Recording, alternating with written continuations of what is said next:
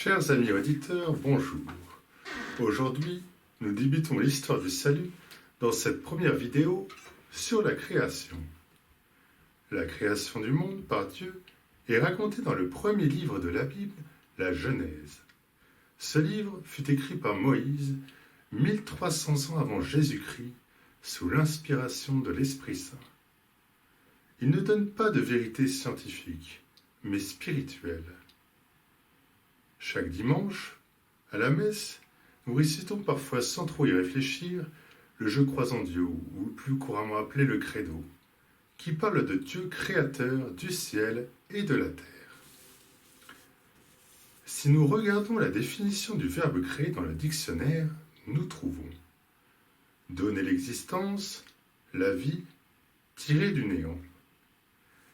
L'Église nous enseigne que Dieu n'a besoin de rien qui n'existe déjà, ni d'aucune aide pour créer. Dieu crée librement, à partir de rien, parce qu'il est tout-puissant. Il crée avec sagesse et par amour pour les hommes. L'homme trouve dans la création ce dont il a besoin pour vivre. Cependant, il ne doit pas en abuser.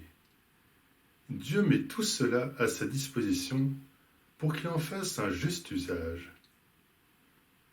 L'homme est le sommet de l'œuvre de la création.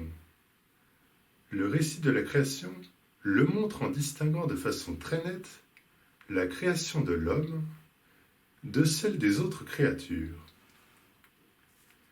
Dieu a créé le monde pour manifester et pour communiquer sa gloire, que ses créatures aient part à sa vérité, à sa bonté et à sa beauté. Voilà la gloire pour laquelle Dieu les a créés, les anges et les hommes, c'est-à-dire les créatures spirituelles. Il n'existe rien qui ne doive son existence à Dieu créateur. Il a créé l'univers seul, librement, directement et sans aucune aide. Aucune créature n'a le pouvoir infini qui est nécessaire pour créer au sens propre du mot, c'est-à-dire créer à partir de rien. Dieu a créé avec ordre et sagesse, et cela, nous pouvons le voir au quotidien. L'alternance du jour et de la nuit, les saisons, les plantes, les animaux. Jour après jour, les découvertes scientifiques sur la nature nous montrent l'infinie sagesse créatrice de Dieu. Rien n'est dû au hasard dans la création. Si nous connaissons davantage l'univers visible, Dieu a aussi créé l'univers invisible, avec notamment les anges. Ils sont innombrables. Ce sont de purs esprits, c'est-à-dire qu'ils n'ont pas de corps. Ils sont serviteurs et messagers de Dieu. Ils ont une intelligence et une volonté. Ils sont immortels et dépassent en perfection toutes les créatures visibles. À chacun, Dieu a attribué une mission précise. En ce qui concerne le monde visible, Dieu a voulu qu'il y ait une interdépendance des créatures, c'est-à-dire que chacun ait besoin de l'autre pour vivre et pour accomplir sa mission. Le soleil et la lune, le cèdre et la petite fleur des champs, l'aigle et le moineau. Le spectacle de leur innombrable diversité et inégalité nous montre qu'aucune des créatures ne se suffit à elle-même. Elles n'existent que pour se compléter mutuellement, au service les unes des autres. La première chose créée, c'est la lumière. Si nous lisons le passage de la Genèse, Dieu sépara la lumière et les ténèbres qui vont à tour de rôle se partager le monde. On peut penser que le premier jour commença au matin avec la création de la lumière. À la fin de chaque jour de la création, nous entendons « Dieu vit que cela était bon ». En effet, issue de la bonté divine, la création participe à cette bonté. Dieu, qui est le bien même, ne pouvait créer que des choses belles et bonnes. Bien souvent, en écoutant ou en lisant le récit de la création, on se pose cette question. Mais comment Dieu a-t-il fait pour créer le monde en 7 jours? En effet, bien souvent, nous sommes habitués à avoir 24 heures dans une journée et nous pourrions nous poser la question comment il a fait pour le faire aussi rapidement. Mais c'est que Dieu ne compte pas de la même façon. Pour lui, un jour ça peut durer 1000 ans, voire des millions d'années. Car Dieu est hors du temps. Pour le 7e jour, il est dit que Dieu le bénit et le sanctifia, et qu'il se reposa de l'œuvre qu'il avait faite. Le verbe sanctifier signifie séparer, mettre à part. Le 7e jour est donc réservé pour Dieu et par Dieu. Nous avons 6 jours pour travailler.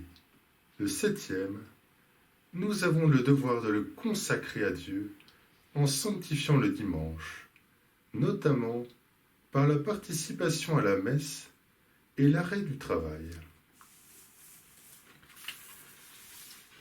Dieu va créer l'homme à son image et à sa ressemblance. Il le forma de la terre, insuffla dans ses narines un souffle de vie. La vie que Dieu lui donne n'est pas seulement la vie physique, matérielle. Elle est aussi la vie supérieure, celle de l'âme. L'homme était heureux. Il ne devait pas mourir. Tout lui était facile et agréable.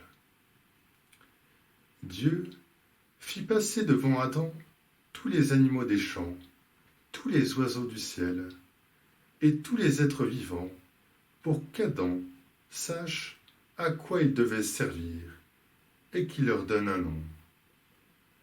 Tous les animaux obéirent à l'homme.